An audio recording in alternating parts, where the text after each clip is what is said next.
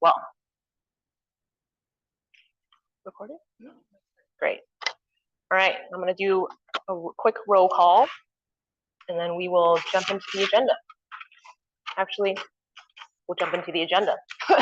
So before we get started on the meat of the meeting, I'm going to do a quick recap of some of the CWG things that we talked about the last meeting, as well as some of the engagement we've done. And then the station lead for Downtown, Adriano, is going to be able to tell you a little bit about some of the grants that are happening in the transit-oriented communities. And then we'll jump into phase 2 updates. We'll then provide construction updates along West Portal and a little bit about the demolition plans for downtown, and then end the meeting with thriving business updates. Any questions before we move forward? Great. All right, let's begin with Adina. And for folks online, please feel free to just unmute and let us know if you're here. Alan? Yeah, Alan Williams, representing Campus Community Association on a commune called Maywood Park. Thank you. Annie Jones? Bert? Bert Weaver with Delmas Park Neighborhood Association. Carol? Anne Marie?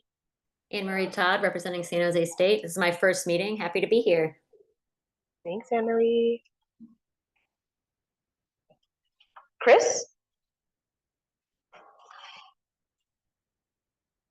Chris Morrissey. Sorry about that. Chris Shea? Dana? David Fenster? Elizabeth Chinhale? Elizabeth Fama? James? Present. Jeffrey? Jose? Present. Thank you. Kristen? Kohar? Martin? Jose Arena 40. Thank you. Mike? Nate? Ron? Tony? Oh, Tony was here, but he did hop to the restroom. Carrie? Tala? Eric? And Chris. Great.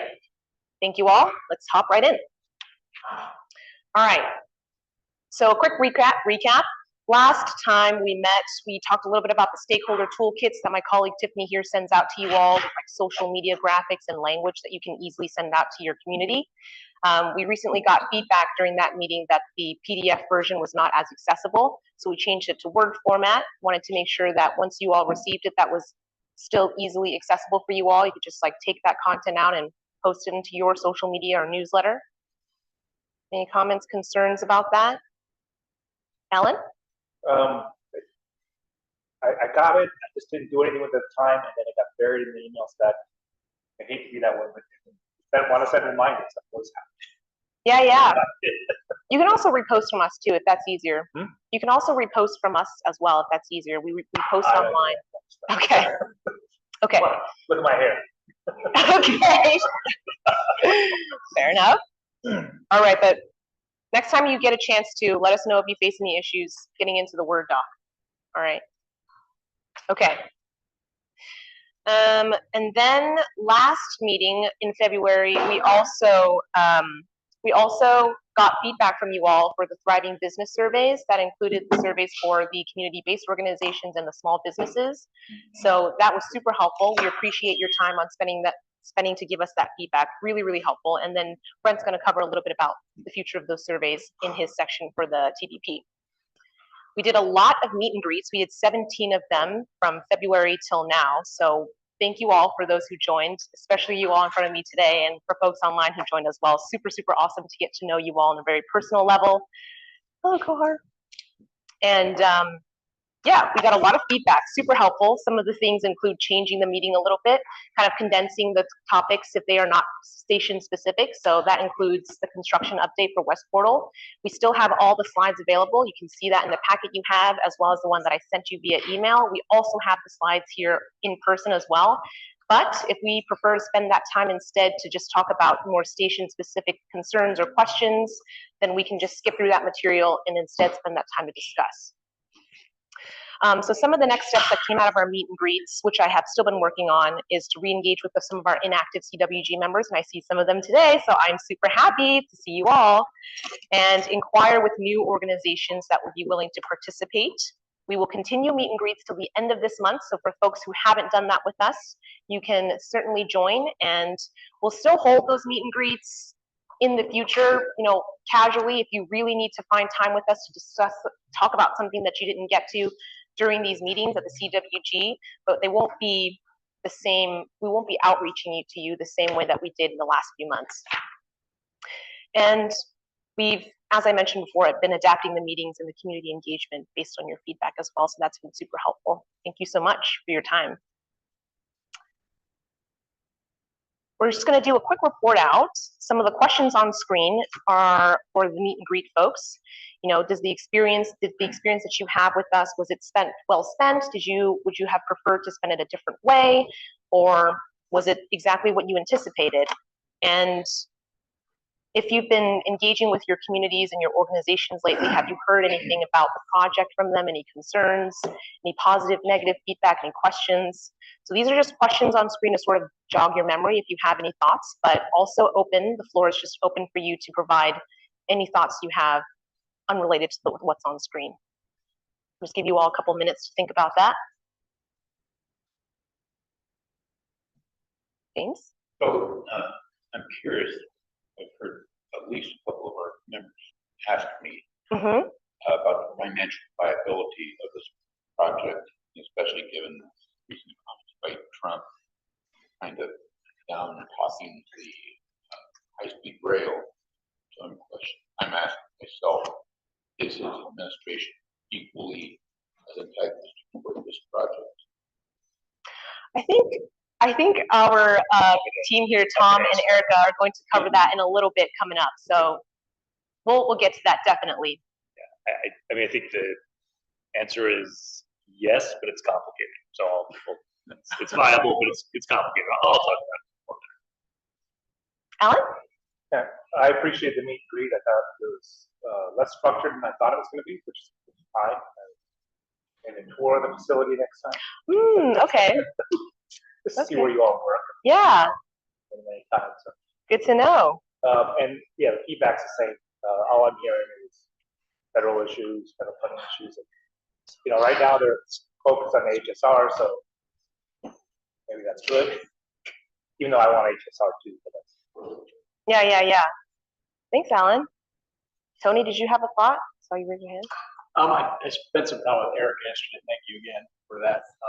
Just on the technical sides, how it's being built, the phase 3 looks, and 1.3 billion that we went from the 40 foot diameter to the 53. I was taking a shower later. Why don't we go back to the 40? And then Mayor brought it up again, and I talked to her about that. But to me, that seems like it's something that just have to get back to BART so that they're comfortable at the stations to do this instead of this. But that certainly makes a lot of the pain go away from the standpoint of budget adjustment.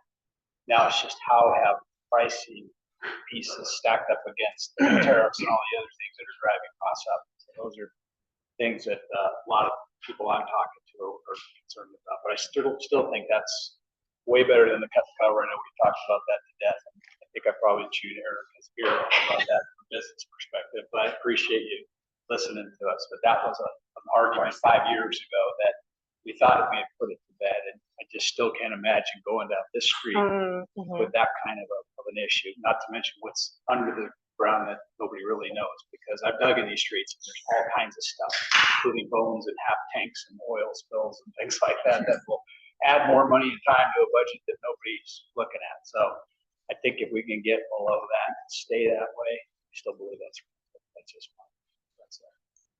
Thanks, Tony. All right, James?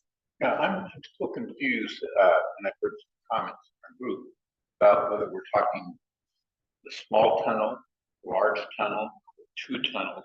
How much of this has already been agreed on, and or is it going to be up for debate until it's done, or what? I think that is also going to be covered in their section. Yes, they're going to be able to cover it way better than I can. So I'm going to let them answer that question when we get over to the cost savings part. Okay. Thanks for that question though. Very good question. Thanks, James. Martin? Yeah, I've heard a few things. One, obviously, we're right, the arenas, right adjacent to the station. And there was a lot of time and money spent on the arena to get that look. And the issues is because of the reduction of funds, is that going to make these stations, not stand out the way they should? Because they're once in a lifetime opportunity. And so when you hear about these cost reductions, those are the things that some of our people that talked to me about it said we need to really look at this to make sure that this is a quality piece that's in rather than that's low cost and it looks low cost. So those are just legitimate concerns that I obviously hear a lot more into the detailed components of it, the warning things, but still those are really big issues that we'll be continue to bring up and want to make sure that we understand. So if there's something that we need to talk about more in depth, then I think that would be something. Yeah. Thank you for that comment, Martin. Yes, I think we are trying our best certainly to want to maintain the iconic vision of the station, certainly. But today we'll be talking a lot about the tunnel, and absolutely we'll certainly engage with you all and keep you all carried along with us in the process if we ever talk about the stations again. Alrighty, are there any other questions or comments, folks online?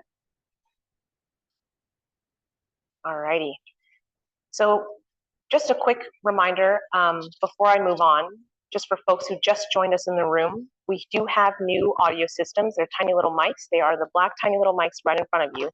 You don't have to, that's gonna be really loud for them. You don't have to do anything. You can hold it up and speak into it if you'd like, but they capture you decently well. Yes, so.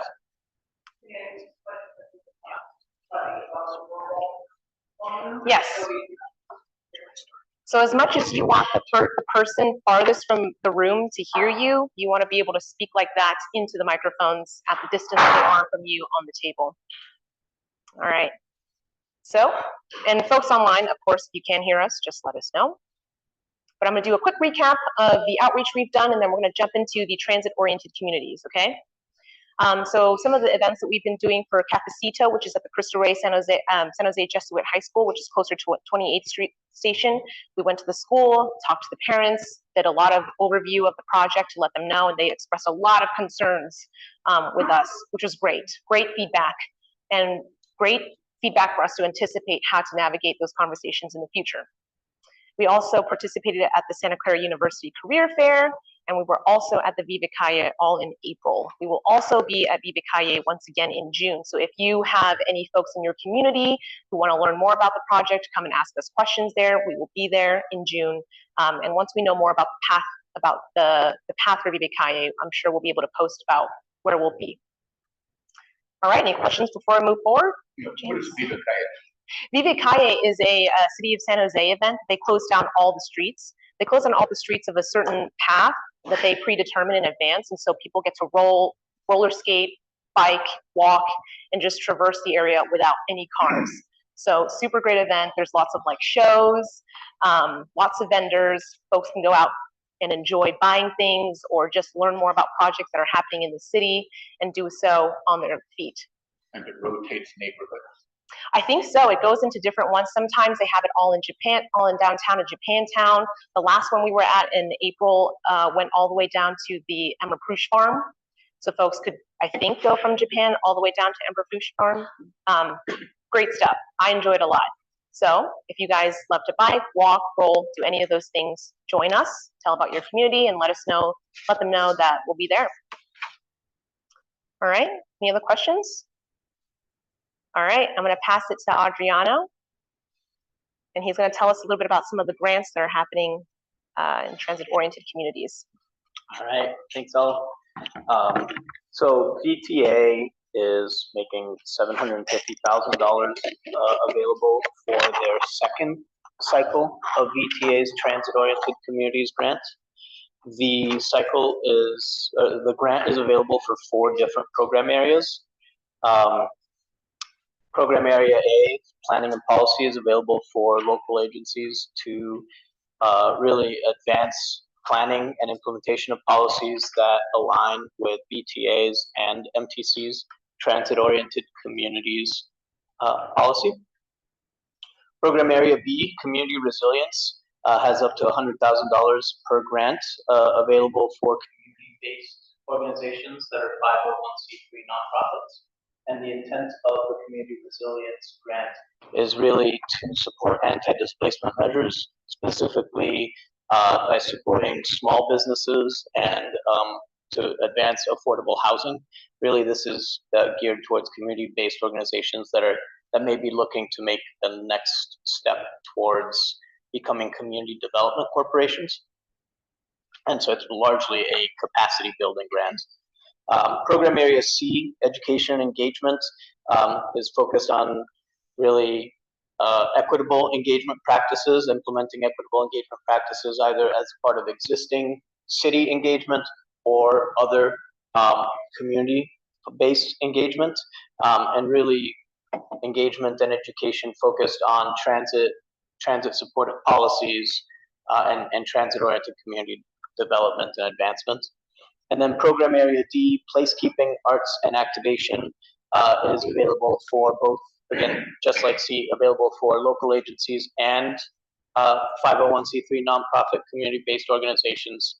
And really, this is intended to help celebrate the vibrant local culture that already exists in Santa Clara County, and really help activate and engage the public spaces around transit through the use of art primarily. So the notice of funding availability for this grant went out last Monday on May 5th, and applications are due on June 11th. VTA is hosting numerous pre-application workshops right now. We just had the first in-person workshop today. There's an online Zoom workshop this Thursday at 11. And then there will be another in-person workshop in Morgan Hill towards the end of the month, and there are 2 other Zoom meetings as well. So we encourage you to visit the vta.org/TOC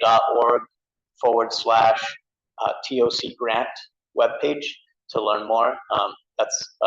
The website is on the screen as well as a QR code. Happy to take any questions, but if you're interested in learning more, really encourage you to come to the workshops. Yes.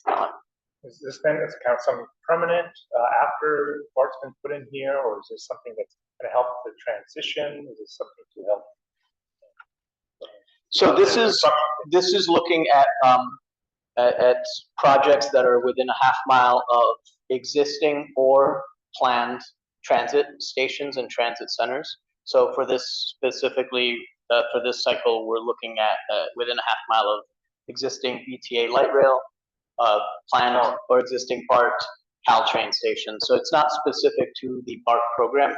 I will say the transit-oriented communities program at VTA kind of started with the work that was done as part of the BART program back in 2018, 2019, if you recall. So those playbooks really initiated this idea of transit-oriented communities within VTA, and that program has evolved into a program of its own now. These grant funds are entirely VTA funded, so I think that's one of the things that's extremely unique, is that it's not tied to any state or federal funding. So really an opportunity for a lot of organizations. We know there's a need for funding, especially in the arts.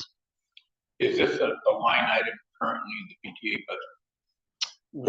The transit-oriented communities grant, yes. So this is the second cycle. For what they put in is $1.5 million over 2 years for the grant itself. And again, these funds are generated by VTA properties. So VTA, transit-oriented development, and their long-term leases. That's where these funds are coming from. And do you envision that the entire 750,000 will be dispersed when you make your decisions to who's going to get? Yes, so this is our second cycle. Last year, we already awarded $750,000. I have some flyers I will be happy to pass out that show who our first cycle grantees are. And our goal is to probably have around 10 to 15 grants awarded. And that's to cities and community-based organizations. You won one first cycle. Are you eligible for the second cycle? Or can you... So, yes, applicants are eligible for the second cycle. The same project is not eligible if it's already receiving funding. All great questions. Yes, Brent. We had a question over here about whether the awardees from the last round are on the website. So Yes, they are, and there's a pamphlet that shows the 13 awardees. And for those of you here in person, I have some. I'll put them on the table for you to grab and learn more. And again, really encourage you all to check out the website and sign up for these pre-application workshops. They will also be recorded and posted on the VTA YouTube channel. Thank you. Great. Seeing no questions online, we're going to move forward. But don't forget to use the raise hand function to ask any questions. I'm going to transfer this over to Erica Ropes. She's going to provide some updates on cost savings in phase 2. Thank you. I know we've been talking about cost savings in the last couple of meetings here, and wanted to take a step back and remind us of the framework of why we've been going through this process and what guardrails are and such, and remind us of where we are. And Tom's going to talk to us a little bit about level 3, and we'll get into more details. So, we heard the great news that FTA committed almost $5.1 billion to the project last August, which we're very excited about. It was not what we were hoping for, so we've been working through a cost savings effort since then. So the framework around the cost saving effort is that we're wanting to preserve project definition, keep within our environmental commitments, minimize impacts to maintain our schedule, and to maintain our projected opening day. So that's the framework that we're working around. And then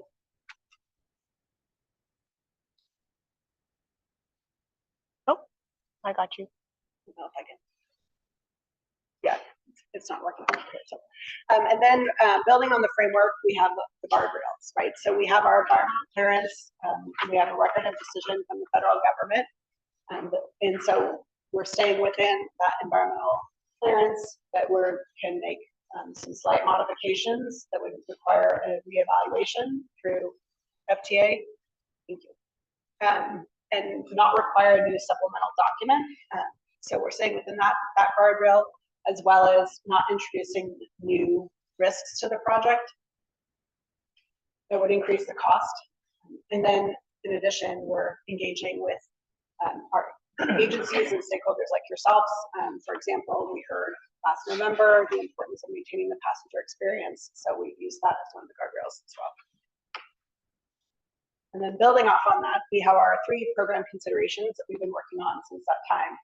The cost savings, so reducing our scope, aligning our scope with the available budget for the project, working to make sure that we have a contractor that can build the project within the funding we have available, and moving forward on our path to getting a full funding grant agreement. So we're going to talk through an update on each of these 3 things today, starting with cost savings. So initially, when we started out, we were hoping to get all of our cost savings identified within the first, now what we're calling level 1. We started from August through December, looking at cost savings. Then in December, we narrowed down some items that needed further evaluation, that had cross-disciplinary coordination, and developed task forces. And then now we're in level 3. So we're going to walk through. So there were some things identified in level 1 that was approved and it's already on the savings list. Correct. And there's more things that are we already identified, but we don't know how much it is. Right, so I'm gonna talk through those. I'm gonna reiterate those in just a second, what those are. So, you know, as mentioned, there are some interdependencies and cross-disciplinary coordination. So some of the reasons why we're having to look at things for longer is, you know, make sure that we're not double counting if we're taking the credit in multiple locations, working through what appropriate wrap order and magnitude costs are. We're working closely in collaboration with BART through the process, and we're moving forward in a positive outlook to balance out the budget. So a reminder, this is level 1. We talked about this before. So we worked with BART to revise some requirement criteria that's still delivering the project safely. Have savings related to that. We talked about how we converted the parking garage at the 28th Street station to be all surface parking, which is a cost savings as well. We refined the station design while maintaining the passenger experience. That provided some savings. And then having owners supply materials. So then the ones we see on the screen here for level 2 are the ones that we've pulled together task forces on to evaluate further. So we talked about concurrent tunneling from the east. I think since the last time we met with you all, we determined that as it was being evaluated in level 2 within the current criteria, it did not pencil out from a cost and schedule savings, but it's being advanced under level 3, which we'll talk about more. That's different criteria. Looking at refinements to the Newhall Yard, and therefore those refinements having an effect on the ability to have surface parking at the Santa Clara station, as well as to eliminate the garage there, is being evaluated, not completed. Looking at the interior tunnel reconfiguration, as well as a couple other items here. So these are the ones we've talked through thus far. And between level 1 and level 2. So you're saying the concurrent tunneling option there did not pencil out. Does that mean there were no savings to be to gain there? Oh. Yes, under the criteria that was being evaluated for level 2.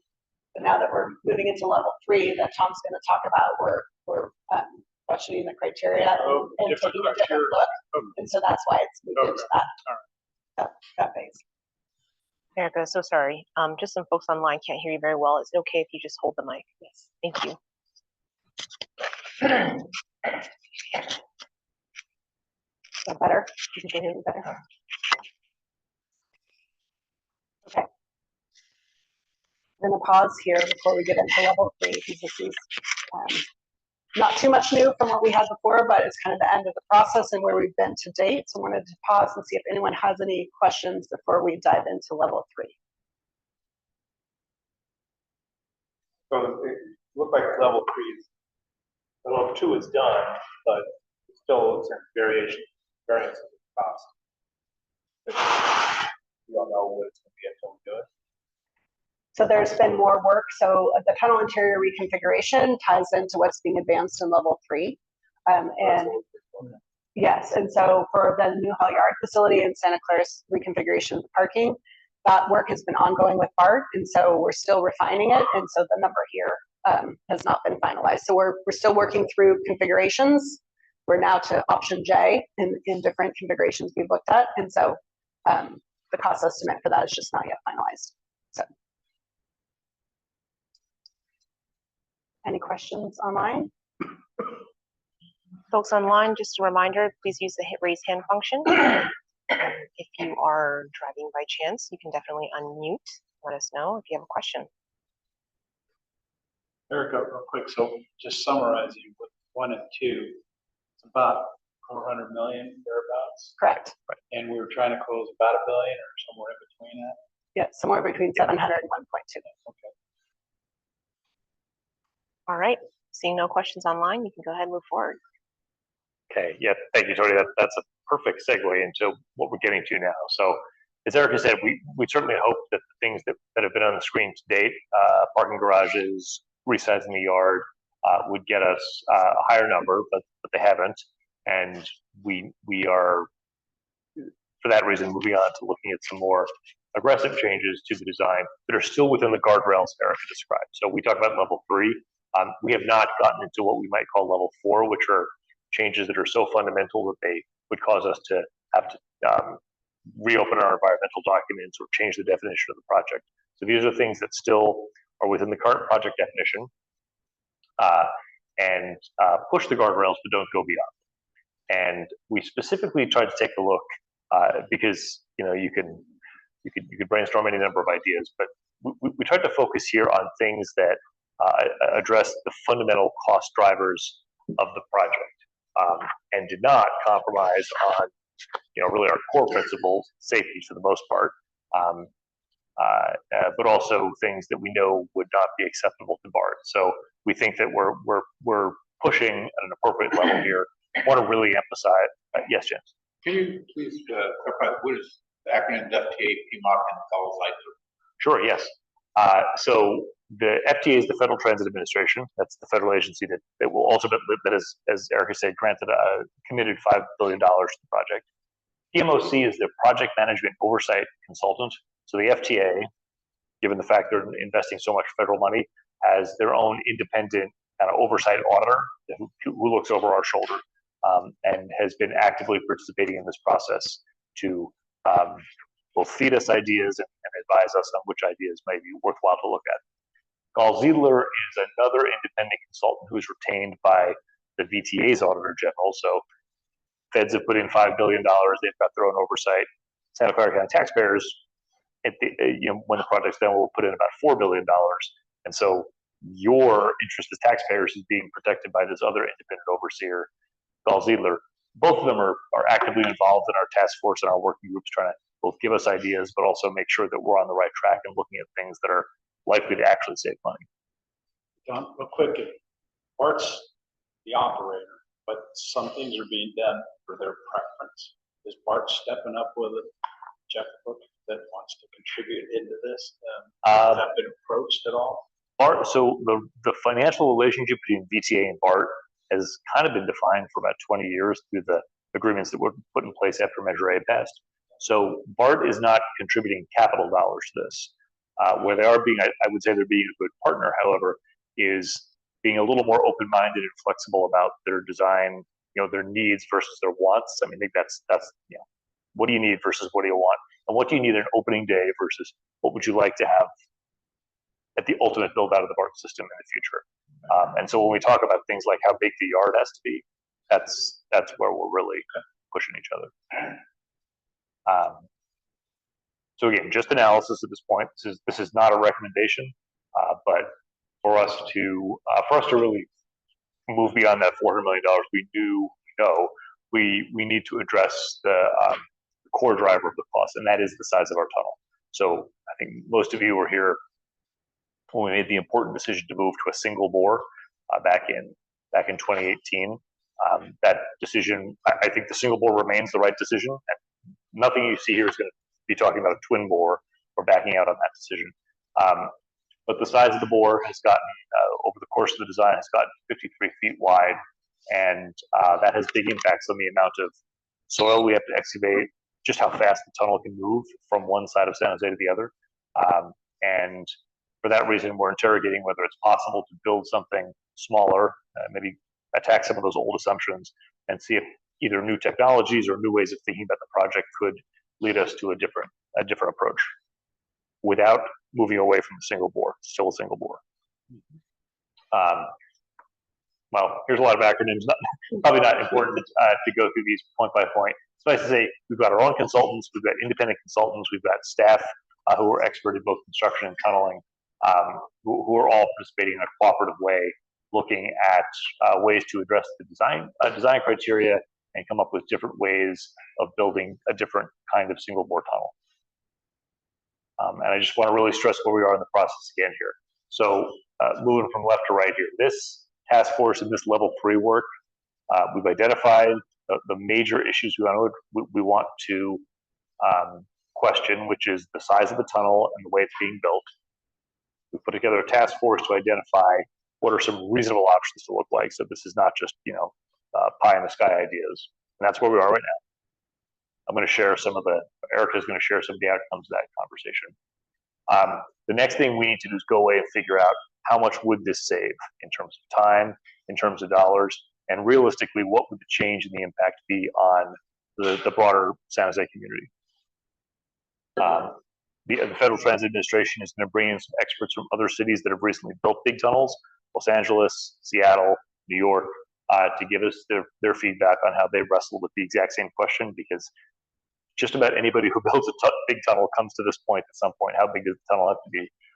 And only when we have all that technical information, and we've had a series of meetings with the stakeholders, and we put them at the top because of just how important our stakeholders are.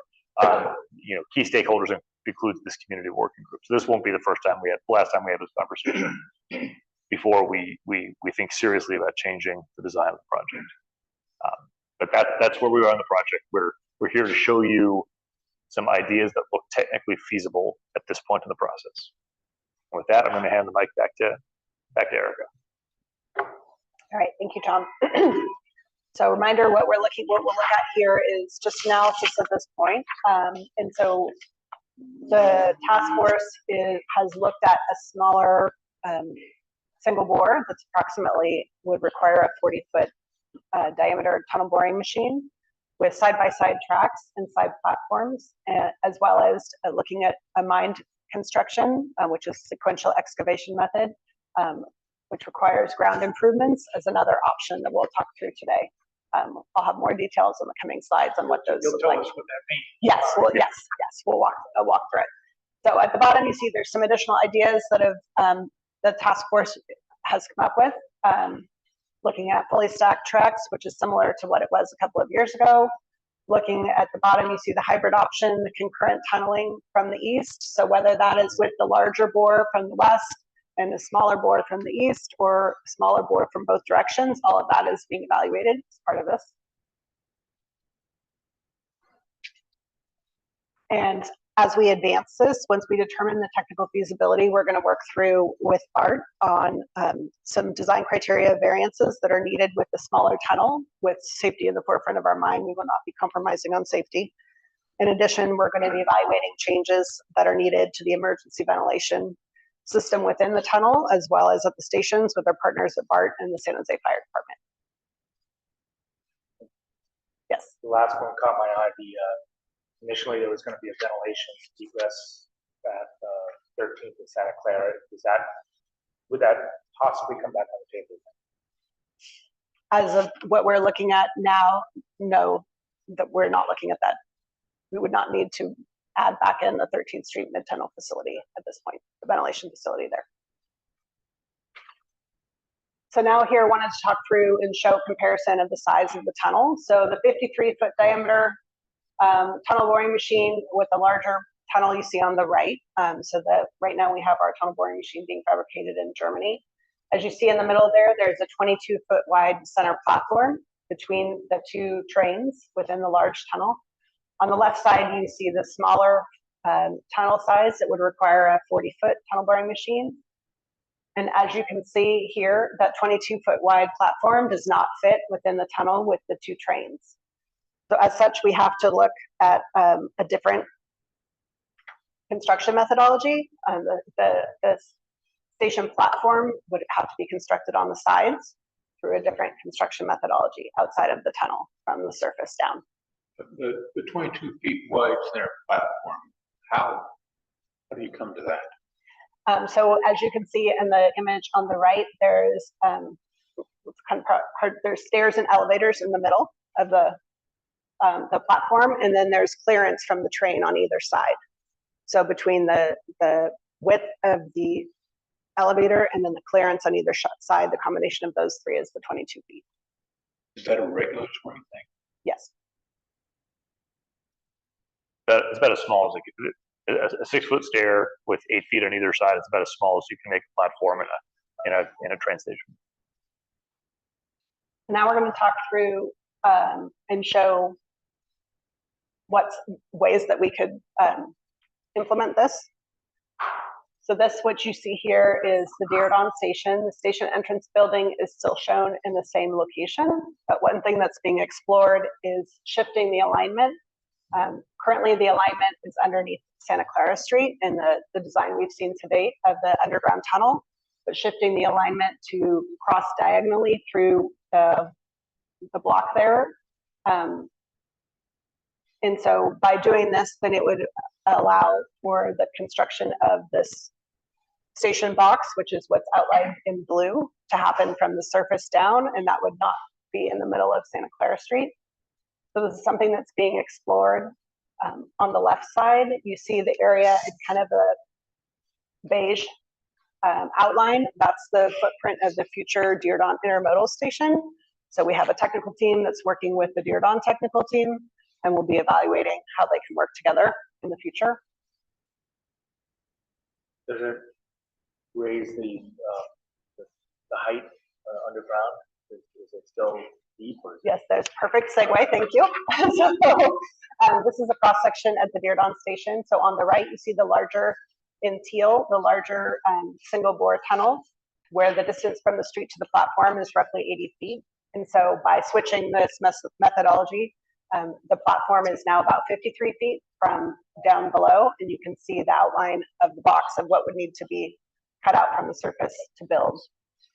In addition, in the teal color on the left side, you can see the two side platforms. You can see the kind of the dash of the circle of where the tunnel boring machine would go through, and then you see the additional space on the outside that would need to be constructed from the surface.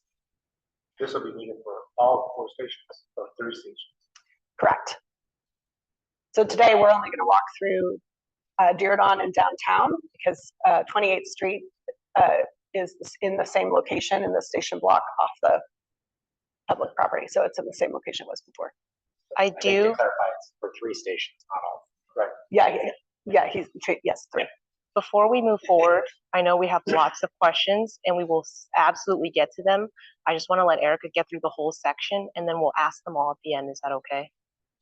All right. Just so we can manage our time a lot better that way. And so that way we can get all your questions. All right, go ahead, Erica. Okay, so now we're going to move to downtown. So know that we've spent a lot of time discussing cut and cover downtown through the environmental process. We're not going backwards. Want to assure you of that. We're just looking at analysis now. At the time when we did our environmental document in 2018, the footprint of the cut and cover with twin bore construction, for reference, is this area shown here in red. That is basically 4 intersections and a little over 3 blocks. And the reason that this was this long is with the twin bore construction, then the crossover between for the trains has to be constructed outside of the bore, which required it to be longer. So what we're looking at now for the single bore is shorter. It's 2 blocks and 1 intersection. And so we're still working through what this would look like, but it's the shorter distance, still maintaining all the benefits of the single bore. That's cut and covered, right? Not single bore. Blue? Well, it is cut and covered, but with the single bore. Yeah, okay. Yeah. And so I did want to. Well, I mean, to be really precise, Erica is going to show you 2 different ways to build it. Yeah. That's the size of the box you'd have to build. You would definitely impact the street with this, no matter how you build it. But she's going to show you cut and cover and mined. Okay. Yeah, and I just wanted to remind everyone that the project definition that we mentioned that we're not changing is 4 stations in the single bore tunnel and a maintenance facility. So all of these within level 3. James, I know you asked earlier about twin bore versus a large versus small single bore. All that we're looking at right now is a single bore still, so a large size versus the smaller size. So here, this is a cross section showing what the cut and cover box would be, showing the dimension down 66 feet to the platform, and then here is with the larger single bore tunnel overlaid. So it's a little, almost 15 feet shallower. And another benefit of moving to this would be that there would potentially not be any switchbacks needed to get down into the tunnel. But there's definitely more work to do. We acknowledge that there's definitely a lot of challenges here. But in order to be fiscally responsible, we've got to explore all of these things and make sure that as an agency, we make a decision that takes everything into account. So this is just the feasibility at this point, and we'll be getting into the additional details later in the summer. So then this here is shows a cross section of mining the downtown station construction. So this is where the station would be constructed from the VTA block, mining out areas underneath the surface to create the tunnel, the station, excuse me.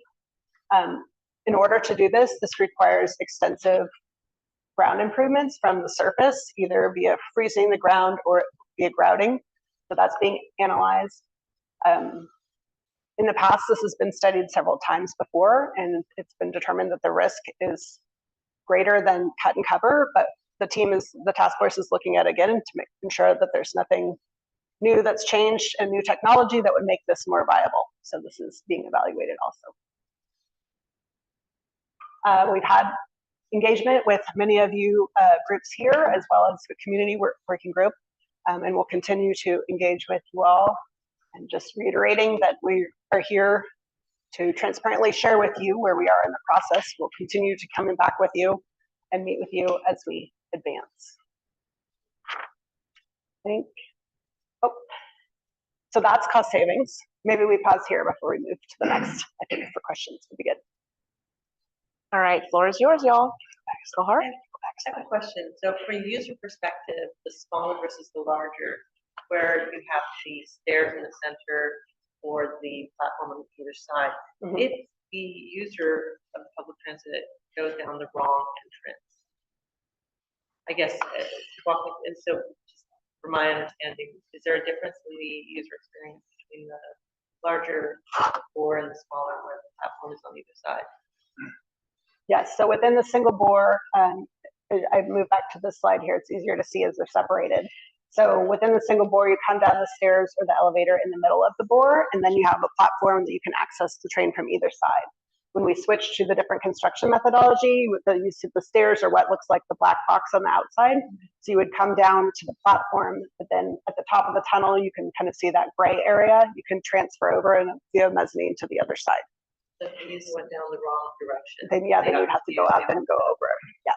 Versus staying in the middle of the either direction. Yes. Where you have confusion or easy switch. Correct. Okay. The mezzanine is right above the top of the train, so you don't have to go all the way back up to the street. Not to the surface. Yeah, it would be like if you've ever been to Milpitas, it's kind of a crossover. Yeah. But it's. When do you decide on small bore versus large bore? When is the decision date?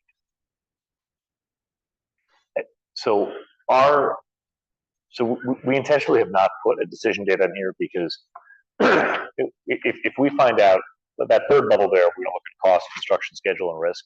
If we determine that there's not significant benefits to the smaller bore, we're not going to just keep spending money to there won't be a decision.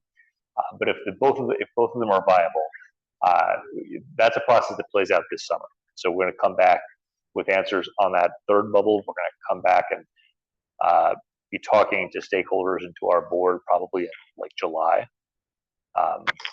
and then get more feedback at that point before we make a decision. So when will you be clear on the financial differential between the two bores? We're hoping to have that answered in mid-July. Just before you, knowing we do not have a community working group scheduled, we're going to figure out the right time. I think we'll need to add in an additional one between now and our next scheduled one in September. So that is on our radar, and we will keep you updated. Go ahead, Tony. So we have basically 5 miles of tunnel. And how much of the station, is it like a quarter of a mile if you add up all the stations, or I don't know how it's laid out. So I'm trying to figure out, do you need to bore the entire tunnel with the big machine? Or can you just do the bore with the big machine at the stations to get the side by side and do the balance of the tunnel with a 40-foot diameter, which is what looks like it fits trains for driving. It's just you're looking at the accessibility, right? So we're already paying for this big machine, but can you use that and still not get into the cut and covers? It's all bore. Yeah. So I think, Tony, you've got right to the issue that we came to with the task force, which is you need one size between the stations and different sizes in the stations. So you can't like stop and start, but we will look at every possible combination. Doing a small bore end to end, doing a large bore from one end and a small bore from the other end. I guess those are the two combinations, but that would be the closest we could get to your idea. Or can you build the 40-foot at the station and then make it bigger at the station location to get the width? So yeah, what you're describing, the idea of you build the tunnel and then widen it to the station, that's basically what the mining option that Erica showed is. So, and you know, San Jose, our ground's a little different than a lot of places. Yeah, a lot of water. I mean, in a lot of cities, the choice is between cut and cover and mining for that reason because they've got rock, but we don't have that option here. But if the mining option was to prove safer than it did last time we looked at it, then we'd be kind of close to your idea. But you're basically, how much wider is that to get 53 versus 40? So it's basically 6.5, 7 feet on each side. It's a little wider because the platform is being on the side. Okay. Yeah, take it a little further out. As you, I'm sorry, Diridon station, as you're pouring outside the station, and cut and cover, because you're into those parking lots, is it, obviously you're looking at future, if development does occur on there, and they could possibly sit on top just to ensure that capability is there, that development can occur on top of those parking areas. Well, Yes, that is something we will be working through. Yes, if the BART station, if we move forward with this and the station box is excavated in the shape here with the dash line, then there will be, there is the ability to develop on top of the box.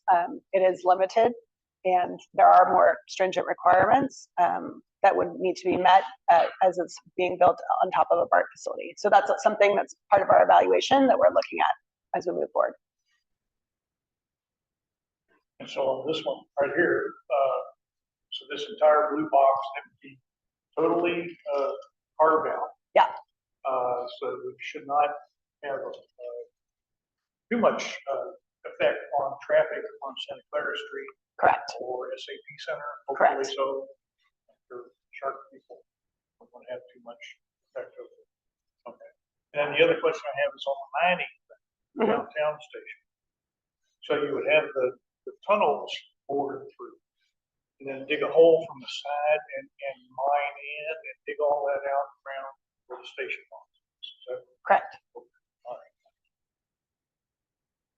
Yes, James. This is the slide for the proposed local station. So the station infrastructure facilities, is that the parking lot right now, or is there something there you're going to displace? It's the parking lot that's currently right there right now.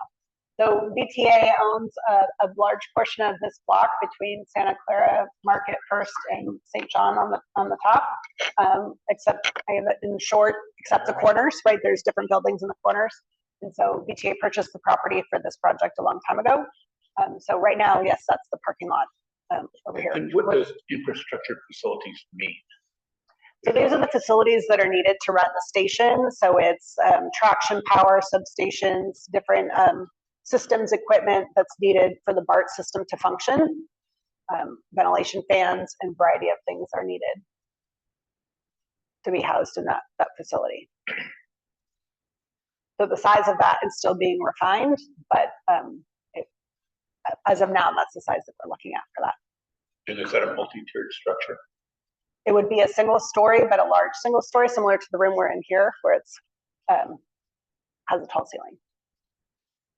And we talked about, yes, for this, for that, but others. You have one rail crossing right now, First Street, pretty doggone close to going on Second Street. So would you have to reroute those rails while this is going on, or how do you do that so we don't disrupt service on First and Second Street? So we talked about what we need to come back in mid-July with. It's cost and schedule, but it's also impact, and that impact includes construction, noise, and it includes the rail as well. So you would undoubtedly have to suspend rail service for some period of time. We just don't know how long. Use the bus bridge, yeah. Any more questions?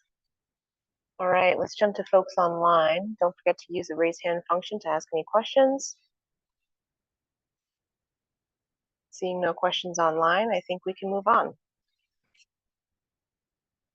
All right. Next, going to give an update on the second program consideration. So to further optimize their project costs, VTA formed a contracting task force comprising of senior VTA staff, subject matter experts in the general counsel's office to look at three main areas. The contract packaging and procurement, the coordination between VTA and KST, as well as evaluating whether to make a full or partial off-ramp. Within the progressive design build model, there is an opportunity to choose to no longer move forward with the contractor that you have before you get to the large major construction effort. So this is something that's been evaluated in the task force. This is a timeline of this year. We've been evaluating the cost savings. In addition, we've been doing industry and market sounding, a meeting with several different large tunneling contractors to find out, to gauge interest in the project and find out information about the best contract packaging and approach. Concurrent with that, we have been working with KST on the tunnel package cost review and discussions, working through what our independent cost estimate is for that to try and align our costs together with them on the next stage of work when the tunnel boring machine has launched. And then concurrent with that as well, we've been developing an off-ramp plan for various scenarios. So we will be coming to our oversight committee, the BART Silicon Valley Oversight Committee, which is a subset of the VTA board, in June to talk through what the draft recommendation is from the contracting task force, and then there will be a board action at the end of June on the path forward to that. Is KST the joint venture prime? Correct. Yeah, QHA trailer joint venture. Yes. So what happens if you decide to implement full off-ramp, get rid of the initial contract? Keep it to for the contract? So that's part of the discussion that will happen at that oversight committee. What the details and what the options are for how the path forward for that. The partial, I assume because the original contractor gets subset. Correct. Gets somebody else to do it. Yes. I think that the biggest thing for us is we'll make a decision about whether or not QHA trailer should continue to be our contractor based on whether we think we can get to a good price with them. But we need to have a plan B, or at least a path to a plan B in place. And so, rebidding, what happens to the subcontractors who are working out at West Portal right now, that work's got to continue. And then, making sure we're ready to pivot quickly. Is there a big difference right now between their projected estimates off of the current design and what you carry? Yeah, we are struggling. We're struggling to get to a price that, our idea of the price and their idea of the price is not close enough yet, which is why we're thinking about this. Yeah. Is there a 10%? Can you tell us a range? I don't. Yeah, probably best. But serious enough that we're talking openly about it. Yeah. And there's got to be some sort of contract cancellation. Yes. When we set this contract up with QHA trailer back in 2021, 22, the off ramp it's a defined thing you can do. This model, progressive design build. Sometimes this happens. Sometimes where you have a good design, but you can't reach a price, and you say, "Thank you for the design and engineering. That was good, but we're going to go with somebody else to contract and build." So it's all defined in the contract. That's already good. Okay, and then go ahead. One, only laterally related, but I've been experiencing a lot of skyrocketing insurance costs at home on everything. Mm-hmm. My question is, are insurance costs for this project also skyrocketing like my home bills are? So we have we carry a multiple insurance products for this program. We have a builder's risk program. we use something we call OSIP, the Owner Controlled Insurance Program, which, because this is a complex multi-contractor package, you get a better price and you can manage risk better if VTA buys an OSIP and then charges a portion of that to contractors than having the contractors bring their own insurance. So we have a relationship with the broker. The VTA board just approved about $35 million spending on OSIP program. I don't know if it's skyrocketing because we're just we're just starting that OSIP program up right now with our heavy construction starting. But it's, being able to get insurance and bonding is something that consistently comes up anytime we talk to contractors about really big projects like over $1 billion. So probably not quite the same as your homeowner's insurance, but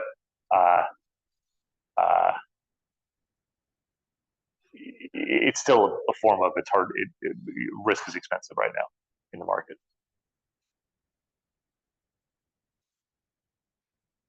Okay, then we're going to touch on the last program consideration, which is the path to signing the full funding grant agreement.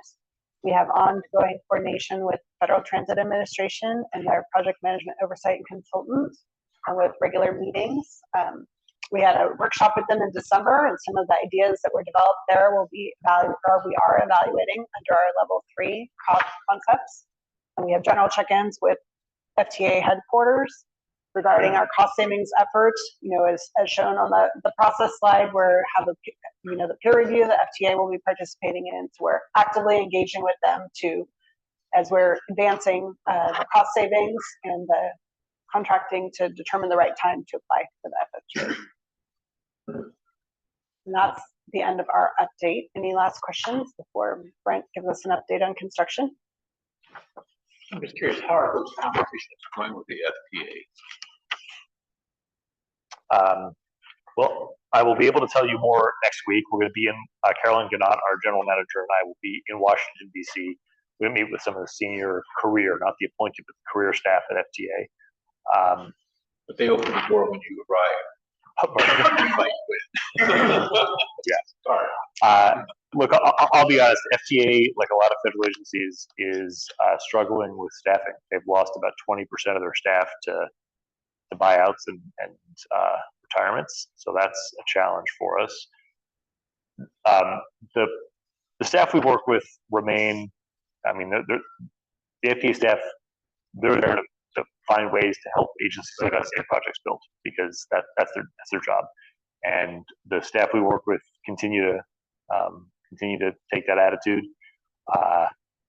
But it's complicated right now. I think the best thing we can do is to stay within those guardrails so that we're not, we don't want to create a situation where we're telling FTA, hey, we're going to go back a step and kind of ask for their permission. We'd rather just keep moving forward and say, hey, just, the law that created the federal New Starts program says, step, and you keep moving forward, and we want to keep taking those steps forward.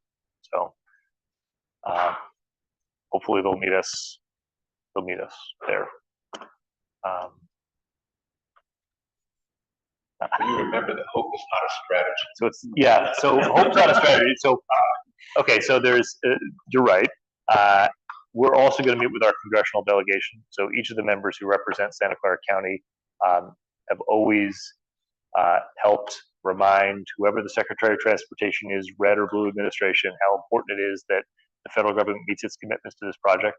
And so, me talking to very senior bureaucrats is part of the situation, but also all of our elected officials making sure that the Secretary of Transportation and the appointed leadership also understands that we do expect to get the money the federal government committed to, and using their leverage to make sure that commitment is being met too. So that's going beyond hope. That's the backup plan.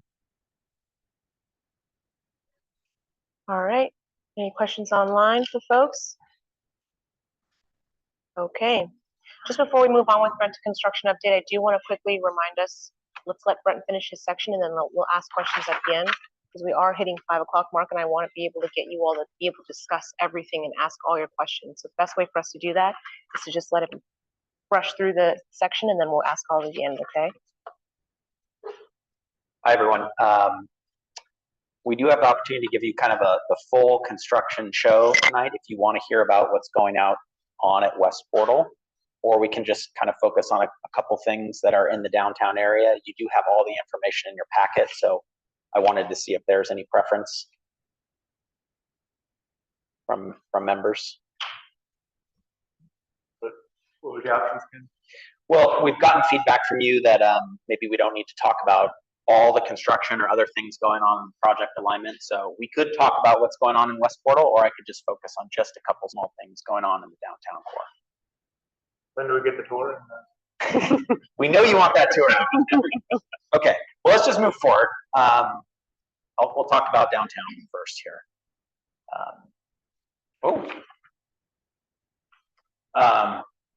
Let me focus on downtown first. So a couple of things going on in downtown. We don't have too much construction, given that the team just talked to you about our primary focus of saving costs. But there are some things going to be happening in the next year or two. Want to draw your attention to two colors on the map here. We have our purple buildings, which are the Chase Bank building just next to us here on the VTA block, and what we refer to as kind of the Gold Rock building. That is a building, excuse me, on 3rd Street. We're planning to demolish these, but we are going to pause on demolishing these right now until likely 2026, after some of these premier events are coming to the city. We have FIFA coming, World Cup, a couple other sporting events that the South Bay is hosting, and we are going to do some beautification on those properties so we don't have vacant spaces there. We are, however, going to continue forward with demolition of what we call Gross and Homes building in red on the top left there, also on the VTA block on 1st Street.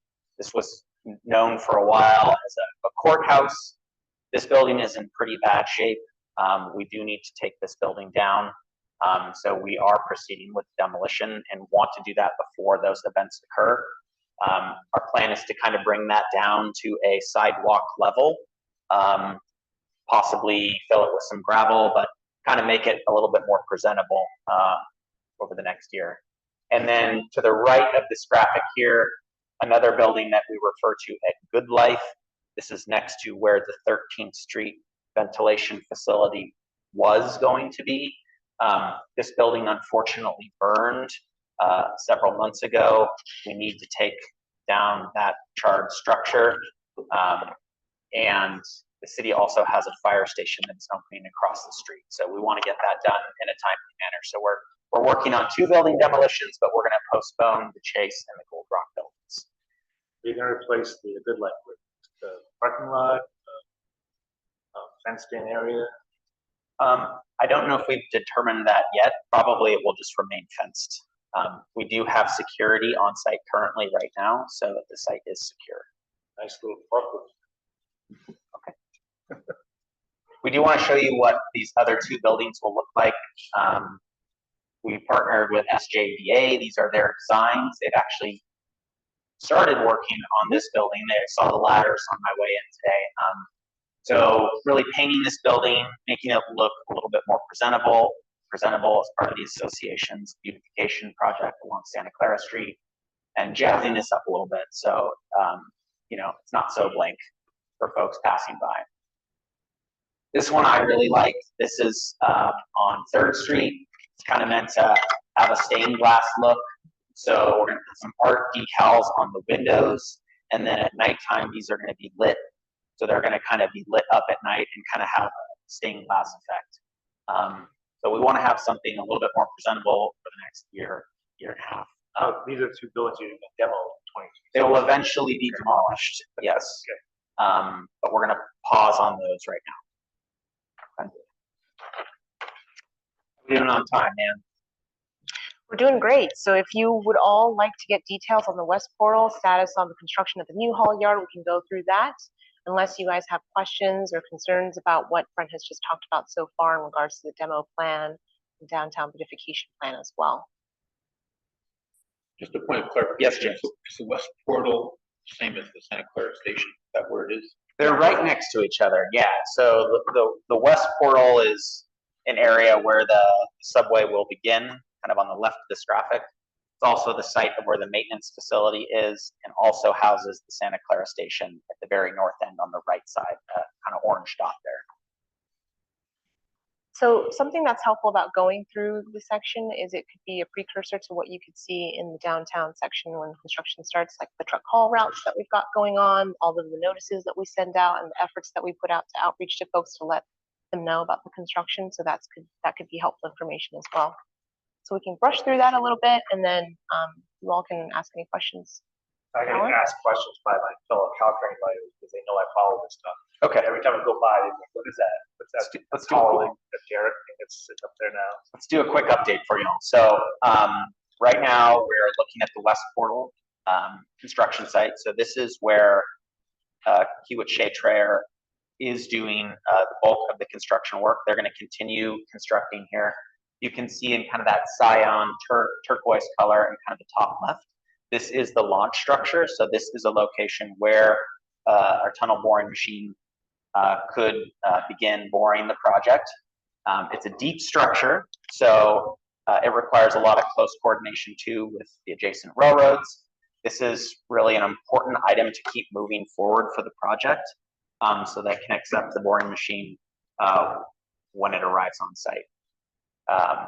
We've been working with a lot of the residential communities here, keeping them up to date, briefing a lot of our stakeholders, earthquakes, PayPal, our development community, and then in Santa Clara on the right, there's really important Costco, which is a big regional draw here on the weekends. So we've been keeping them briefed and up to date. An example of how we are informing these folks about our trucking activities. So wherever we need to construct some of our stations or do major construction, we are going to have a transportation management plan. This is one of the key kind of visuals that we're using when we're communicating to the community here, showing them kind of the percentage breakdown of our off-haul activities. So particularly for this site, the majority of the trucks are going to be using New Hall Drive. There's less sensitive receptors and residents at this location near PayPal Stadium. And then about 25% of the trucks will be using Brokaw. So this site in particular has 2 construction entrances that we are using. And then actually, it gets more detailed even on the weekend. We shift some of those activities even further away from the residents on Brokaw and move most of that truck hauling activity to New Hall Road. Right now, we are working 7 to 7. Contractor has really been mobilizing over the last 2 months. They've been bringing in quite a bit of heavy equipment, cranes, rigs, what we call soil mixing machines and soil cutter machines. These are the large machines, several hundred feet tall, that are actually going to be doing the excavation work of the launch structure, building the walls so that we can come back and excavate. We've also been building a lot of stormwater and detention basins where we can filter a lot of the groundwater, bring that off site. We have to lower the groundwater at this level, so we've also been drilling a lot of wells to actually lower the groundwater so the excavation can take place. We anticipate ramping up this work in June and July, going to potentially double or triple shifts, depending on the craft and staff working on site. So we will be moving into those kind of nighttime hours, keeping the community apprised of that. So just examples of how we're communicating with folks. We've done a couple of mailers. We have a monthly construction update. This is probably of interest to you all. Every month, probably next week, we'll be releasing our May construction update. So right now, this is a monthly update that we put out that just covers construction information on the project. So if you'd like to subscribe, we'll get you clued into that at VTA-BART.org. We've also been doing kind of more intimate one-on-one stakeholder briefings with HOA or residential communities. So those of you that represent your communities, we've actually been coming to those board meetings or coming to you to present about the project and present about construction and keeping these folks in the loop. Last night we came to the Encanto community, which is on Campbell Avenue in San Jose, just adjacent to the project. Talk to them about what to expect on the other side of their fence. Talk to them about how we're managing the trucking activities, how we're monitoring noise, how we're keeping them safe during construction. Any questions on construction? And we'll do our last update. Okay. All right, questions Anyone online? online? Okay. Brent, I have a question. Yes. The boring machines, is that something the VTA will own or the primes? That's their. Oh, you want to answer, Tom? So the current plan is that the contractor will own it. However, if we do proceed with the offer end, there is an option in the way our contract is set up for VTA to take ownership of it, and even potentially have a new contractor in the future take ownership of it. So we've thought about what that transfer would look like, and there's ways to do it. But currently, it's owned by QHA Trailer. What's the anticipated delivery date for that? It's getting close. June. Hopefully, we'll be some of our team will be going there for factory acceptance testing. That's a big milestone for the tunnel boring machine. And then it will be stored in Germany for, we're anticipating, approximately 18 months. A machine of this size needs to actually be serviced every month, and it's more affordable to service it on site than to fly that whole crew out and service it here until we begin the actual boring work. Much does it weigh? Do not know that off the top of our head. I don't know how much it weighs, but in the tunnel lining segments, it needs 9 segments to make one ring, and each segment weighs 40,000 pounds. So this is an enormous, 53 feet in diameter, right? So that's 5 stories tall, roughly. So it's an enormous machine. Okay. We're going to give a quick check-in on our Thriving Business Program, give you the status. So we last quarter came to you and gave you an update, a little bit of update on this program. We appreciate all of your feedback on some of the materials that we shared with you. We shared surveys with you all. We had a program guide for you to review, and for those that reviewed it and gave us comments, thank you so much. Just a quick reminder, the program is made up of 3 elements. We have a marketing Eat Shop Local program where we'll be partnering with businesses and promoting them during the eventual construction. We have a local resources network. This is a program that will provide technical services to small businesses to help them during construction. And we anticipate partnering with other community-based organizations to help deliver some of those services. And then the third element is a direct financial assistance program. So this will be providing direct grant support to businesses during construction. And we have a little bit more to show you as part of this. We're doing some mapping exercise, so we'll show you what that looks like. In the background, we've also been working with the Office of Economic Development. They've been a great partner to us in this work. They've been providing us with a lot of data on our small businesses in the city, how many businesses are operating, where they're operating, types of businesses that are operating.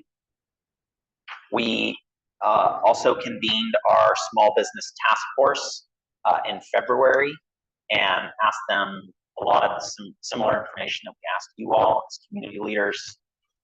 They provided some pretty critical feedback on how we're going to survey these businesses in summer and fall to get a little bit more information from them. We're translating those surveys now, wrapping those up. And so the task force, we typically meet with them 2 to 3 times a year to just get additional input from our small business community and keep that relationship active. So these are the members of the task force. You'll notice some of the members or organizations are represented on our community working groups. We also have additional members outside that have specific business expertise. So I briefly mentioned the surveys, but we do plan to launch these in summer timeframe. We'll be doing 2 different types of surveys, one to the small businesses directly, but then also reaching out to those community-based organizations that we anticipate partnering with to ask them things about like what their capacity is, how they believe they can support us. We've kind of heard a lot of interest from our groups that are already work with small businesses in the community that want to partner with us. And so we just want to see what their capabilities are and what services and expertise that they have. And then for those that did review some of the materials, we first daylighted this map in the Thriving Business Program Guide. This is a working draft map, a concept map. It will be a very important tool for the program rollout. One, for those that are interested in the program, but also just a visual tool for the community, for our electeds, for our policymakers, for you all to understand where some of the resources would be invested as part of the program. So the blue area is kind of the program catchment. That is the area where you may be able to receive any 3 of those kind of services. So the marketing services, local technical services. And then we're also trying to define a little bit more where businesses who are impacted by the major construction could receive those direct financial assistance services.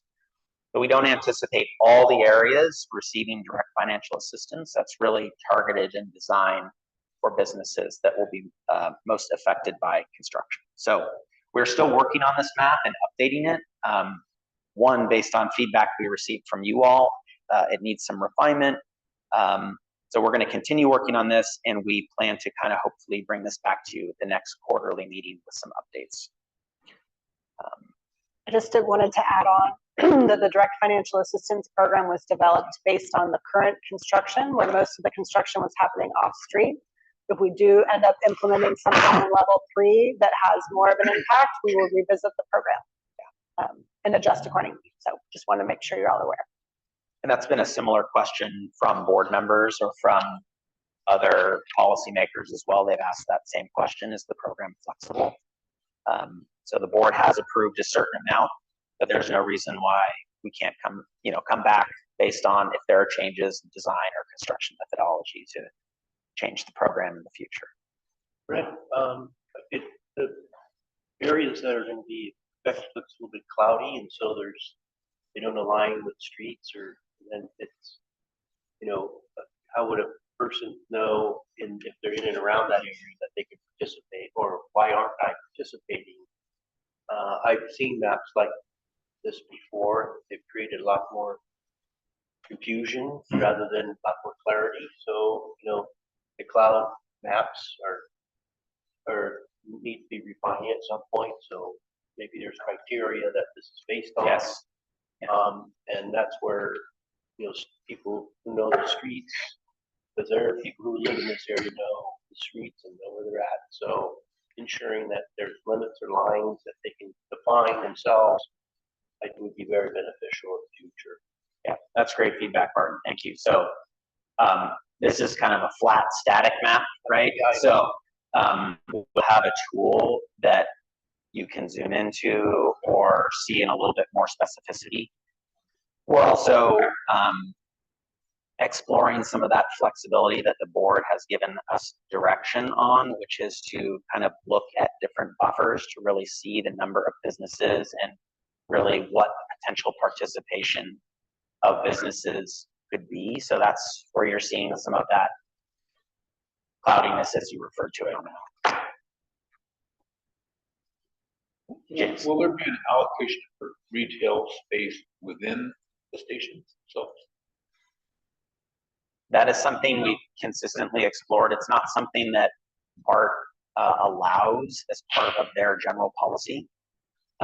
So we are looking at potential kiosks kind of in or around the station head houses or station entrances.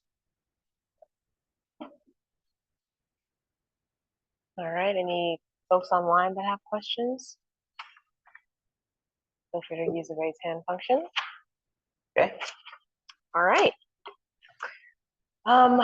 So before we send you off, there are a couple of meetings we want you to be aware of. We have a lot of board of directors meetings and BSB 2 oversight meetings coming up.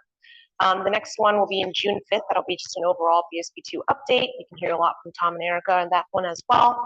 The one that you may want to pay attention to is June 27th, where the board will have an action regarding the contracting task force recommendation. If you'd like to tune into that one, that would be a great time for you to check out what they decide. Are there any questions, comments about anything else? Otherwise, James. well, I have attended. It has nothing to do with this VTA overall. A couple of meetings ago, everybody that asked to start the VTA employee complained about strike or Yeah. a pending strike. Then Yeah, there was a strike and then a judge ended the strike or somebody ended the strike. yeah. So what's going on? I'm gonna defer to Tom. I'll take that. So I'm not part of the negotiating team. I do know that both sides have been back at it this week. I don't think we have a clear answer on when there will be a contract.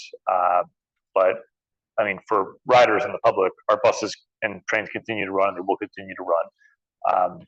I guess the good news is that VTA's other 3 unions reached agreement with VTA management a few weeks ago. So it's just the Amalgamated Transit Union, which represents our drivers, that where we're still trying to get the agreement signed. But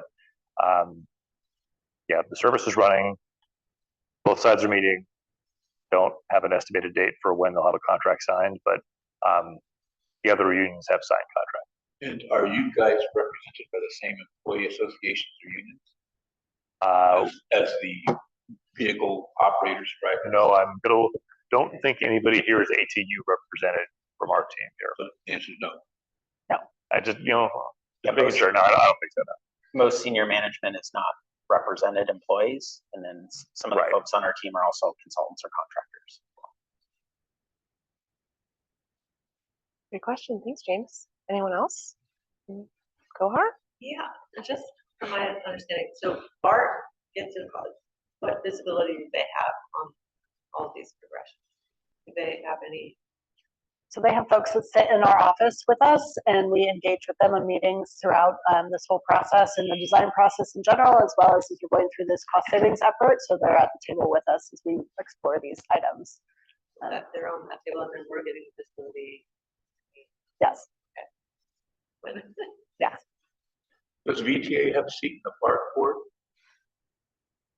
We don't have seats on each other's boards. We do hold joint meetings just to discuss, the bigger picture funding and policy issues around it. But the relationship is mostly between senior BART staff, who, as Erica said, are embedded on our team.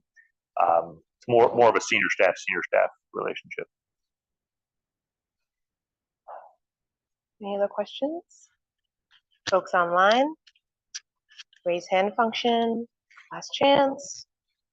All right, we can adjourn the meeting. Thank you all so much for your time. Thank you. And for folks in person, don't forget, I've got your parking validation, so come see me.